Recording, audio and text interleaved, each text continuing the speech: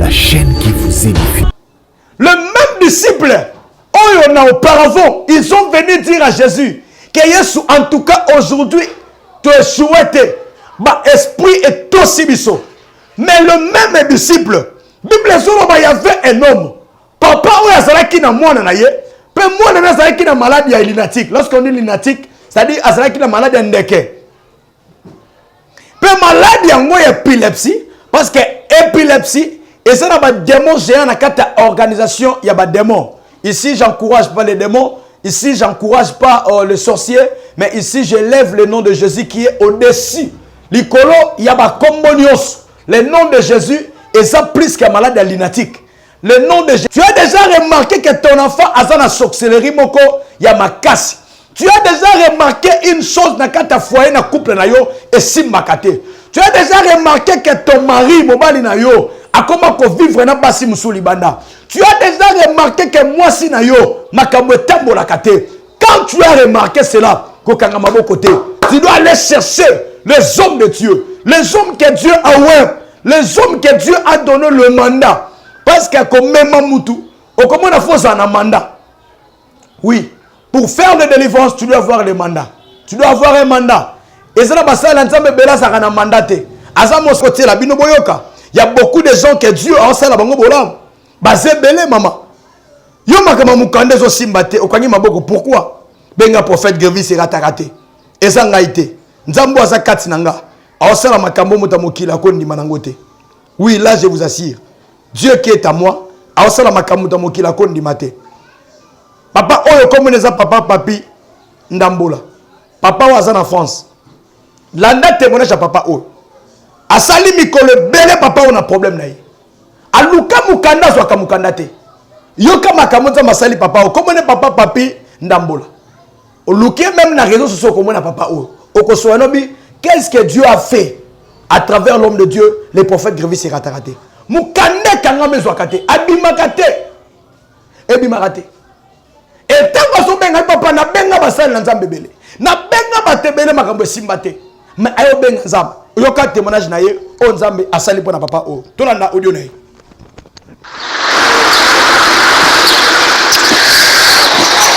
Bonjour prophète, c'est Papi.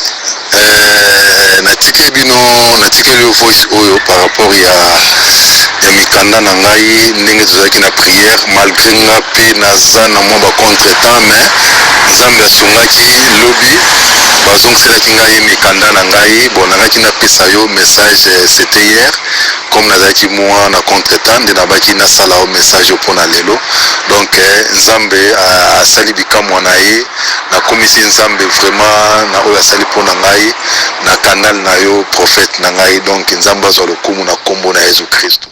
J'espère qu'on va dire au Dieu à papa papi. Ce que Dieu a fait pour papa papi. Le même Dieu au à papa papi, il est le même hier aujourd'hui éternellement. Il peut aussi faire pour un problème là. Et c'est bien ce que tu as dit témoignage à tebele bazo benga biso. On bazo vivre le boko na nzambe mazebele. Et alors bito même les disciples na yo moto o. Mais ba koki kosima de solution ôté. Maman, il y a des cas où rester dans la vie na yo. Nazo que l'homme a parce que tu as autant dépensé. Nazo que l'homme a parce que okoma bimbenga benga. Na téléphone nous on a combien de numéros à prophète? Combien de numéros à prophète au sanango? Combien de numéros à pasteur au sanango na téléphone na yo? Na yo ki mawa na zoto na ngai. Nazo HP Media, la chaîne qui vous édifie.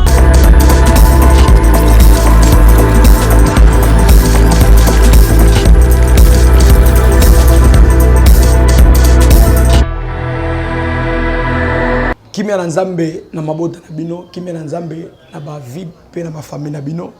Esika obozuli bakuya kolanda ya bino mosali na nzambe. Le prophète Grevis et Ratarate na kati ya émission na biso ya bana na nzambe. Tobondeli Seigneur merci pour la grâce na yo.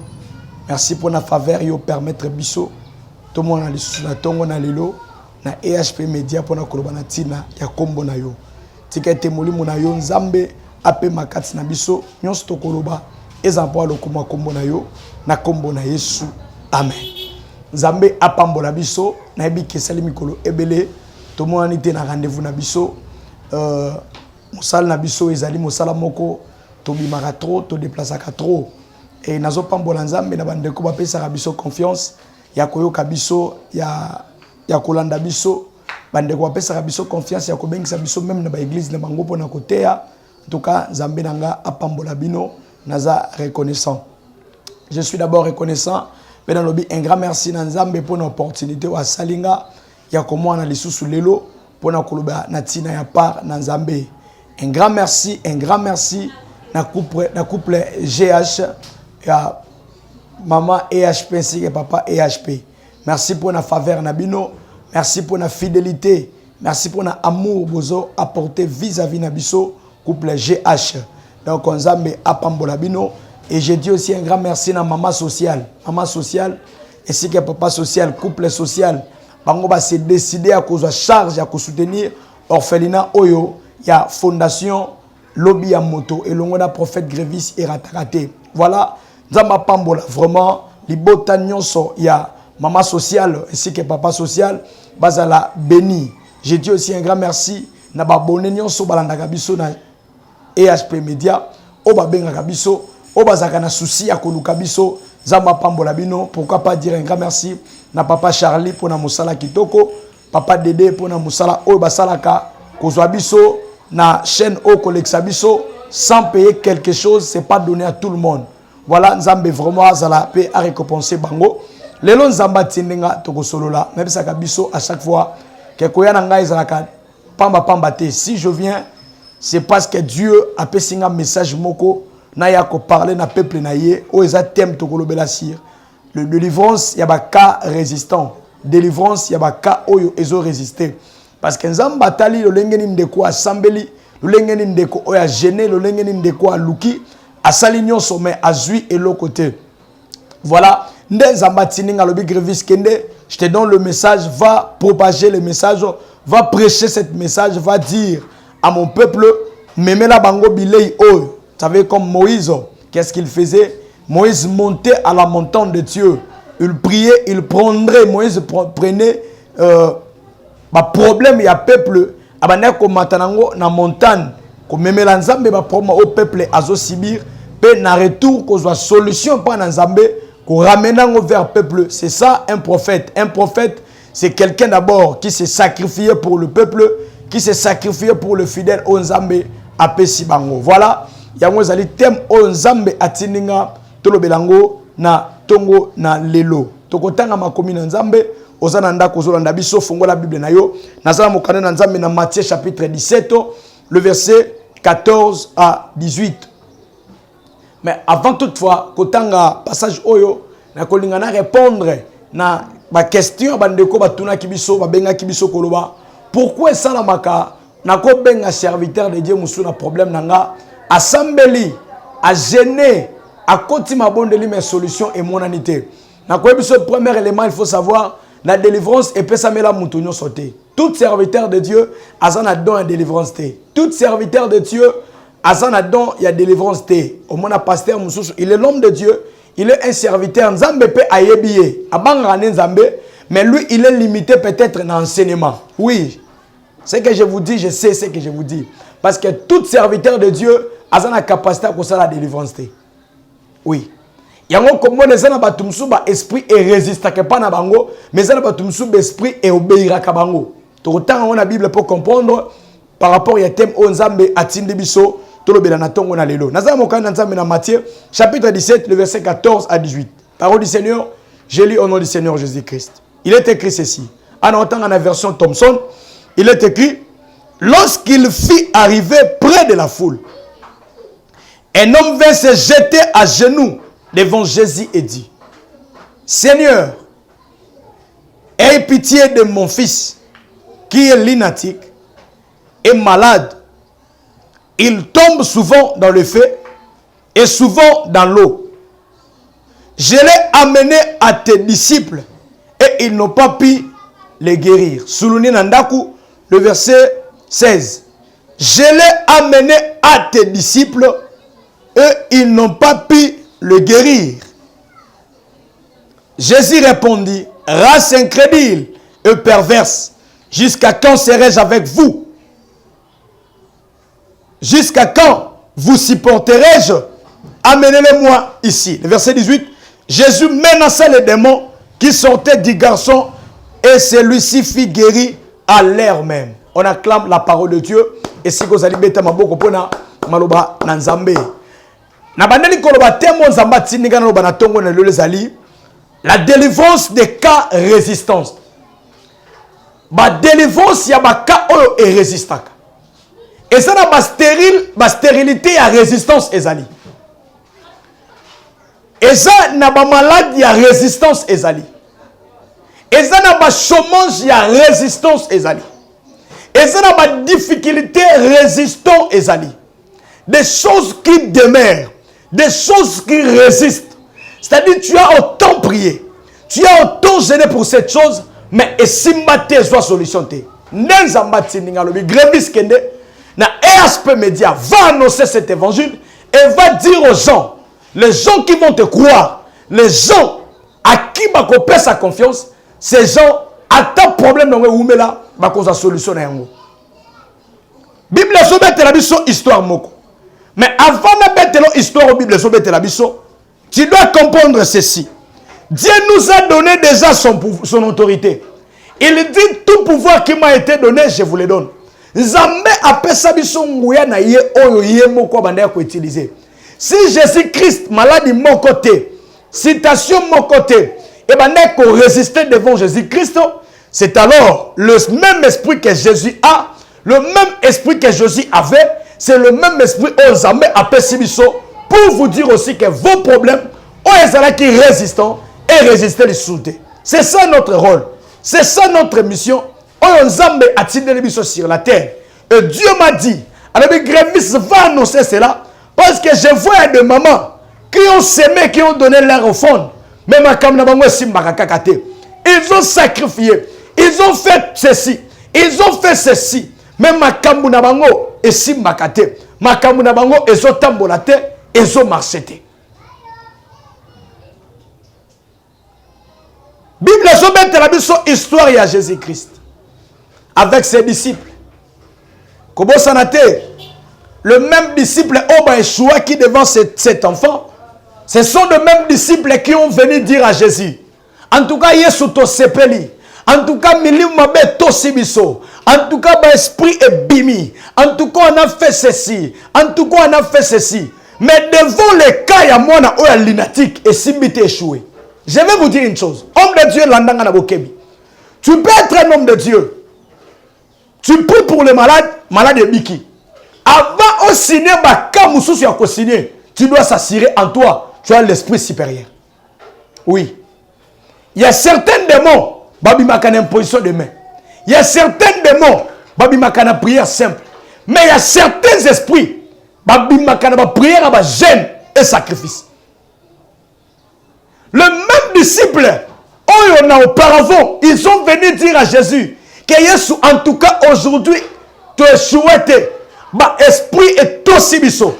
Mais le même disciple, Bible il y avait un homme, papa ou Azalaki na moi na ye, pe moi na Azalaki na maladie lunatique. Lorsqu'on dit lunatique, c'est-à-dire Azalaki na maladie ndeke. Pe maladie en moi épilepsie, parce que épilepsie et ça n'a pas de démons géants dans la organisation, il y a pas de démons. Ici, j'encourage pas les démons. Ici, j'encourage pas les sorciers. Mais ici, je lève le nom de Jésus qui est au-dessus. L'icolo, il y a pas combonios. Le nom de Jésus est ça plus qu'un malade lunatique. Le nom de Jésus est ça l'icolo, pas combonios. Mais dans la organisation sorcellérique, dans la organisation du diable, il y a des différents types de démons géants. Comme démons lunatiques, démons malades d'Andek. Il y a un moment où il belé ba délivrance malade d'Andek. Bakoka langote. Démons et mari femme de nuit. Ce sont des démons géants que le diable utilise. Démons et impudicité. Dans la organisation diabolique, ce sont des démons le plus géants dans le monde du diable. Et tant que y a moi na oyo azalaki na malade lunatique pe azalaki malade. Papa naye a remarqué déjà moi na ye akoyaka na ba moto. Papa naye déjà remarqué moi na ye akoyaka na ba mai. Ozola nanga papa, ozola nanga maman. Tu as déjà remarqué que ton enfant a un molimo moko ya stérilité prolongée. Tu as déjà remarqué que ton enfant a une sorcellerie moko ya makasi. Tu as déjà remarqué une chose dans ta foyer na couple na yo et si makate. Tu as déjà remarqué que ton mari mobali na yo a comment vivre na basi musuli banda. Tu as déjà remarqué que moi si na yo makambo tambo la kate. Quand tu as remarqué cela, tu dois aller chercher les hommes de Dieu, les hommes que Dieu a ouvert, les hommes que Dieu a donné le mandat. Parce que comme même Moutou, au comment on a fait un mandat. Oui, pour faire la délivrance, tu dois avoir le mandat. Tu dois avoir un mandat. Et ça, c'est l'ensemble de ça a un mandat. Azam osal l'ensemble ka azam osal l'ensemble. Mais ça a un mandat. Na kata monde d'ensemble ba yebiete. Na kata monde des esprits ba yebiete. Yango ko comprendre lorsque ba fils ça se passe, ba luki ba signer ko ça la délivrance na motaliboma oyo. Ba ke ko luka ba ça la délivrance. O comment na ba esprit na kata nto zoloba. To yebi Yesu, to yebi Paul. Mais bino to yebi binote. Il y a d'autres pasteurs qui nous suivent. Il est prédicateur, il prêche. Mais na kata monde des esprits ba yebiete. Il y a un moment ba esprit obéira kaete. Ba esprit etosa kaete. Même les apôtres, ba otamona Yesu banek okam. Il y a un moment Yesu tamu mbonge ye, a telemi a dangeli mbonge tosie. Et Bible dit du coup, mbalama ko ba disciple ba mituni motuna. Mais ça c'est quel tombe? Oh mutanengeni nambonge ezotosa. C'est-à-dire Jésus comme on est inscrit na kata livre, na kati ya monde des esprits. Monde des esprits ba yebi comme on a Yesu. Yango mona kana kombo na Yesu maladi bazobika na kombo na Yesu miracle zo salama parce que na kata monde des esprits le nom de Jésus est reconnu. Comme moi je vous parle le prophète Grevis et Ratakate na kata monde des esprits, il y a des gens mabanga kabiso, il y a des démons qui nous bakima kabiso, il y a des démons mabanga kabiso pourquoi na zanzambete. Mabanga kabiso parce que oza kati na ngaza plus puissant que oza na kata mokili. Ils ont amené cet enfant. Aïe pas baye koli ya Yesu. Alors, les disciples vont faire niao. Alors, Pierre ozawa. Alors, Matthieu ozawa. Alors, Jida. Moi, je n'ai problème. Maman, on sait qui m'a bête comme maman na yo. Comme ma problème n'est pas mon sale l'ensemble. On sait qui m'a bête. Mais mon sale l'ensemble yo memi. A la capacité qu'on peut sa solution à problème na yo te. Parce que na quatre monde des esprits ba yebiete. Il y a un moment li kamuno ezo humela. Ezu bane ebele. Et sali bata ebele solution ezate. Bible zola ma papa onda ye ayebisi ba disciple bitala nenge nazalo moni mwana na ngai mwana azala malade lunatique pe mwana azala malade ba disciple obi o yakana ye ils ont commencé à prier pour l'enfant, ils ont prié pour l'enfant, rien ne marche. Les disciples qui marchaient avec Jésus, attention, les disciples qui marchaient avec Jésus. Mais devant ces cas, bakangami. Et le même disciple, on va témoigner que Milimo Tosibiso. Ce sont le même disciple. On va bakangami niveau KO. L'homme de Dieu. Ozola nangai combien de fois comme il tatoué na kata ministère. Non moni ba tebel ba keluka loge pourquoi? Parce que azo tatoué na kata ministère, ezo simbali souté. Akeko Lucas s'est décidé à kota loge. Oui, c'est ça. À se décider à côté à loge, à se décider que ne koluka banguya moko quelque part parce que ezo simbate. Dans la solution zambatinga. Alors le Grevis va annoncer ceci. Il y a même des hommes de Dieu qu'on a prié pour eux. Il y a beaucoup de hommes de Dieu to sambeli pour na bango, ministère banda ko évoluer, ministère évolue, baza awa, baza libanda mboka. Ils ont fait beaucoup des années. Mais batikala comment le boko nzambe ko expérimenter ngoya nzambe te na ministère na bango. À des fois je vous présente les images que Dieu fait à travers nous. Na ba église to kende. Na ba église to terre. Ma prédication hier na boma ezalaki en tout cas c'était miraculeux. Vous allez voir même les images. À quel terre na boma c'est que Dieu a fait de grandes choses. Il y avait des gens qui possédaient dans l'esprit bimie kimi. Et ça qui citait. Parce que à nous avons cette mandat. Nazana mandat zamba pesinga. Yango zamba tsenga pour un problème na yo. Yo mutu makambozo simbate. Yo mutu makambozo tambolate. On dépense mbongo na yo. Bible zolo bezalaki na mwasi moko. Azalaki na malade kotanga makila. Abanda kosopo makila. Il a fait 12 ans. Moi sur abika kate. A dépensé mbongo. A kepo ba médecin simbate. Mais les jours à côté na Yesu Masia, Bible zoroba, moi na moi suis abikaki. Oza moi na moi si combien de déceptions côté nango. Yo komi ko tanga bas mibali na misap. Combien de mibali soka botino asunoli yo? Combien de mibali oba bua kisio? Combien de mibali yo zone na makambo zo simbate? Ozo mobali longoye na kino mema na poto baluke la yo. Ozo moi si idem. Combien des années on met là ba kisa bokoko, on met là ba kisa mindele. Batsa maboko bobo takate makambo simbakate. Makambo ete pour la kate. Yo makambo zali fo botra ndaka oboti na yo. Oboti déjà combien na bana batata tata tata. Est-ce que lengi ali wane koba? Ko cité te combien un prophète Grevis. Nzambe na biso akosala makambo moto mokila ko salate. Ba memi moto e pa ba disciple. Ba disciple ba bundani simbite. Papa amoni Yesu azoya, na ye pa Yesu lobi Yesu.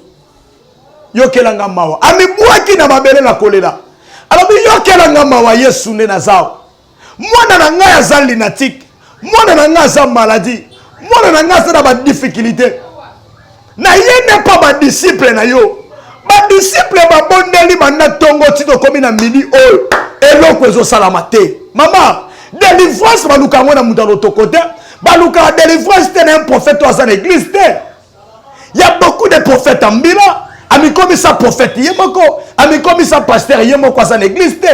Ces serviteurs ambulants, ce sont des gens qui sont incapables à comme ma solution. Yango zo que l'homme mawate aller au bon combien? Azo que l'homme mawate parce que yemoko à l'église. Combien de photos là que ça abino ba image à l'église d'Abisso? Combien de fois? Et na kolinga même ko illustré bon na ba image à l'église. Nous avons l'église. Il y a des gens sous l'église, à l'église à sa prophète en Milan, à sa pasteur en Milan. Yezaka bosili na chombo sili. Non. Avant de soumettre ton cœur et pas moutumoko, tu dois savoir, est-ce que cet homme réellement, c'est un homme de Dieu? Est-ce que cet homme réellement, à sa église, beaucoup à Kambak? Est-ce que cet homme, tu dois te demander. Alors, il y a un moutoyo, il y a un moine dans ngaya. Mais il y a un basel, babundi esimbite. Oh, il y a solobi yakana epananga. Yesorobi boya na mutuane pananga aba yange ratakate. Yesorobi boya na pas prophète Grevis parce que prophète Grevis est ratakate. Il y a des gens bazalaka stérile baboti. Il y a beaucoup de gens bazaki na prendre ba solution. Il y a un papa ici. Papa on a kembi banda ba benga na musala, mukaneza te. Papa lela mukaneza la kate. Et lorsqu'il a appelé le Dieu des prophètes Grevis, zamba pesi mukanda. Il y a des audios ici. Oh mon papa ozo kumisa, nzabe makamu nzamba salelié. Il y a beaucoup de témoignages dans côté la bino boyoka. Il y a beaucoup de gens que Dieu a enseigné la bango bolam. Basé belé maman. Yo makama mukande zo simbate okangi maboko pourquoi? Benga prophète Grevis est raté. Ezanga ité. Nzambo aza kati nanga. A enseigné la makambo muta mokila ko ndima nangote. Oui, là je vous assure. Dieu qui est à moi, a enseigné la makambo muta mokila ko ndima te.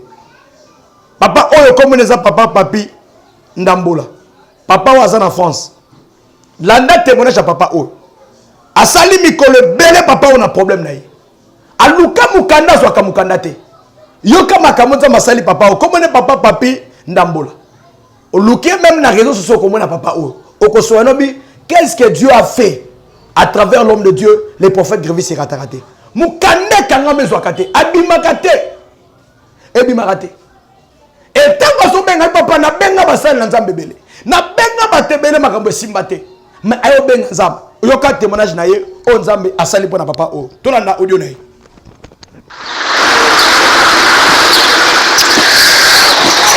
Bonjour prophète, c'est Papi. Natikeli voice oyo par rapport ya mikanda na ngai ndenge tozalaki na prière malgré nga pe naza na mwa bacontretemps mais nzambe asungaki lobi bazongiselaki ngai mikanda na ngai bon nangaki napesa yo message c'était hier comme nazalaki mwa na contretemps nde nabaki nasala o message mpona lelo donc nzambe asali bikamwa na ye nakomisi nzambe vraiment na oyo asali mpona ngai na canal na yo prophète na ngai donc nzambe azwa lokumu na kombo na Jésus Christ. J'espère qu'on l'a dit audio à papa papi. Ce que Dieu a fait pour papa papi. Le même Dieu, au sein de papa papi, il est le même hier aujourd'hui éternellement. Il peut aussi faire pour un problème là. Et c'est bien sûr que tu as témoignage à tébélé bazo benga biso. On bazo vivre le boko na nzamba zebele. Et à l'obito même les disciples na yo moto oyo. Mais ba koki kosimba de solution oté. Maman, il y a des cas où rester dans la vie na yo. Nazo que l'homme a parce que tu as autant de pensées. Nazo que l'homme a parce que okoma bibenga benga. Na téléphone nous on a combien de numéros de prophète? Combien de numéros de prophète aux anango? Combien de numéros de pasteur aux anango na téléphone na yo? Na yo ki mawa na zoto na ngai. Nazo ka mawa kotala yo. Tu as appelé combien de personnes? Combien de transactions que tu as fait? Même à Kamwe Simbate. Pourquoi problème est ouvert dans la vie na yo? Pourquoi ma Kamwe tambolate? Même les disciples va kokite. Yesu robi yakana yepa na ngai. Mais tant Yesu ayambi mutu oyo. Azwa bi saba disciples robi boza incrédible. Race incrédible, race de vipère. Jusqu'à quand n'a ko supporter bino? Jusqu'à quand n'a ko zana bino? Nzambe na tiningai. Ayebi sabiso même bozo mona Jésus-Christ absent. Mais il est présent par son serviteur, le prophète Grévis Siratarate. Il est présent en esprit. Il est présent. La servante la servante de Dieu, maman sociale. C'est une personne à qui Dieu utilise puissante. Oui, maman Nabiso patricien, maman sociale. Il y a beaucoup de serviteurs de Dieu aussi qui passent ici. Oh, Zambé a présent 4 nabango. Alors, jusqu'à quand je serai avec vous? Oh, jusqu'à quand je serai avec vous? Parce que Nzamba tindi biso basali na Nzambe. Mosali na Nzamba sa na capacité, il y a qu'à rendre solution. Il y a qu'à utiliser comme Jésus n'est pas là. Oui, à la chair de Jésus a zaté. Biso ne basali na Nzambe tozali. Yango mosali na Nzambe se communique ils ont résisté devant yo et comme déjà problème. Mosali na Nzambe yo kanga, oza pasteur, oza prophète, oza apôtre, oza docteur, oza évangéliste. Ce communique et comme il faut résister devant yo, papa, t'as la vie nous madame. Parce que mission est soit tine biso na sena moi. Et ça dit to rendre service au yeso bande ko sala. Yesu service bande ko sala, délivrer les captifs. Qu'est-ce qu'il faisait? Abande ko sala bolam na bato. Il prêchait la parole de Dieu. Et abande ko démontrer puissance. Et le nom yesu azate, biso net ozali. Nous devons aussi amener le même chose que Jésus faisait. Tom memango libosa peuple na Nzambe. Une personne a bien un rabisso. A dit qu'il y a un pasteur, on a bien un prophète, il faut une solution. Et vous avez bien une solution. Est-ce qu'il y a un prophète, il y a un serviteur de Dieu? Comment? Et ça, comment? Et pas dans ça, Sony. Sony. Yesu, alobi, jusqu'à quand nous avons bino? Na pensé à Yesu Zalinine. Pensant Zambé Zali, à chaque fois Zambé, à Ozanabiso présent. Na cherté, mais en esprit il est avec nous. C'est-à-dire, faut comme na capacité, il y a ça la makamo yo sobane ko ça la Bible lobi, bo ça la même plus oyo so salaté. Et ça un miracle oyo ngai na so préparer na yo Nzambe. Seigneur, j'ai tout vu le miracle. Na moni ba résurrection na ministère nanga. Na moni ba bota kate ba bota. Na moni ba koka kotambola. Na moni makambo bele na kata ministère nanga. Mais ça un miracle moko na osenga pa na Nzambe. Parce que Bible zoloba, vous allez faire le miracle oyo Yesu salate miracle na osenga Nzambe ezali Nzambe na prière na nga na kosambela muto aza nundu albinos Nzamba commissaire noir. C'est un miracle que je suis toujours en train de préparer parce que la Bible dit, c'est lui-même Jésus-Christ qui dit. Alors bon kosala makambo nga na salate. Je n'ai jamais vu Jésus-Christ prier pour un albinos à Komimouine. Je n'ai jamais vu. Et moi je vais le faire, je vous assure. Je vais le faire par Dieu. Je vais le faire. Albinos, je prie pour lui. Parce que j'ai déjà expérimenté beaucoup de choses. Je vis les résurrections. Je vis les gens qui étaient paralytiques. Je vis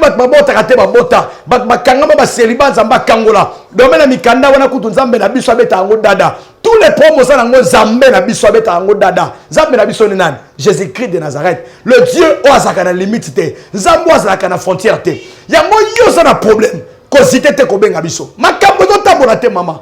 Osala simbakate. Zamba tiedenga. Benga prophète Grévis Siratarate la numéro 1. Plus 243.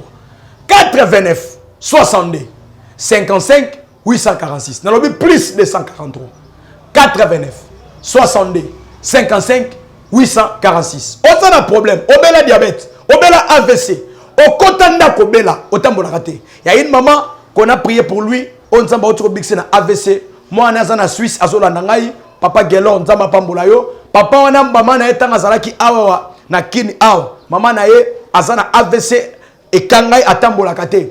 Et lorsque papa Gelon m'a appelé pour me dire en tout cas papa, maman na azana kini problème. Azaka Nzamba sala maman potote. Na côte quitté sur le terrain, je priais pour la maman et maman biki. Maman na komi kotambola. Maman na bane koloba ta komi koloba. Nzamba biki si maman o pourquoi. Oko zana ndeko na bela zana kini a ozana poto. Oza peut-être na Brazza, oza partout ozali. Okoza peka na kin, okoza na province na Bandundu, oza na Bakongo. Oza na ndeko na bela maman na bela kotandako. Okani maboko pourquoi? Yesu aluka ye, papa aluki Yesu pona mwana na ye. Oko luka penza mbe pona ndeko na yo, oza na problème. Atambola beta na kin na ba église bela bikate. Yaka na ye, Nzambe na biso akobikisa ye. Ya ona bibenga biso numéro 1. Plus 243 89 62 55 846. Nzamba lola pambola biso.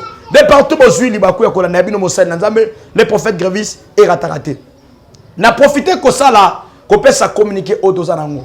Maman EHP na profité ko annoncer yo oyo sike mama sociale sike bande konyos bazala kana moteur malamu ya kosunga. Samedi oyo toza na programme moko déjà ya gapé na bana. Toza na programme na orphelinat na fondation ya prophète Grevis et ratarate. J'espère to yebi biso nyoso.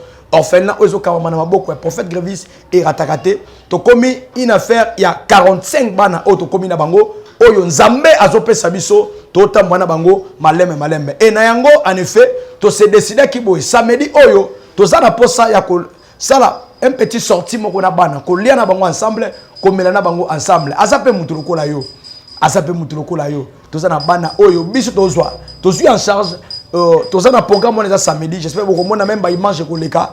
Yango toza na posa ya quelque chose na yo. Toza na posa ya aide na yo, esunga biso na loso, esunga biso na mwaji, esunga biso pona sortie ya samedi wana, o toza na ngo pona bana eleka na kimia. Yo muto ko sala ngo, en tout cas Nzamba ko pambola yo. Yo muto ana souci ko sala. Nati ndeko moko Nzamba pambola ye mama sociale, azo préparer déjà un colis, azo préparer déjà colis na ye pona bana wana. En tout cas Nzambe nanga apambolo mama, abaksolo ebele. Abaksolo pena ebele, même couple EHP, maman EHP, papa EHP, na mukebo sunga kapona bana obo tindaka en tout cas ekoma katozwa ka ngona motema molamu na tirala jamais komona ngona ba chaîne to lekaka mukolo chaîne atinda quelque chose pona orphelinat moko mutazana ngo na tirala jamais komona ngona ba chaîne noso na lekaka mais na mona ngo pa ya maman EHP en tout cas maman GH couple GH boza la béni Nzambe vraiment apambola bino pe asala bino bolam boko mona ba image koya papa Deda kozala sur le terrain à cause de image neto zana bana samedi yango to sengi intervention na yo aider biso na quelque chose na yo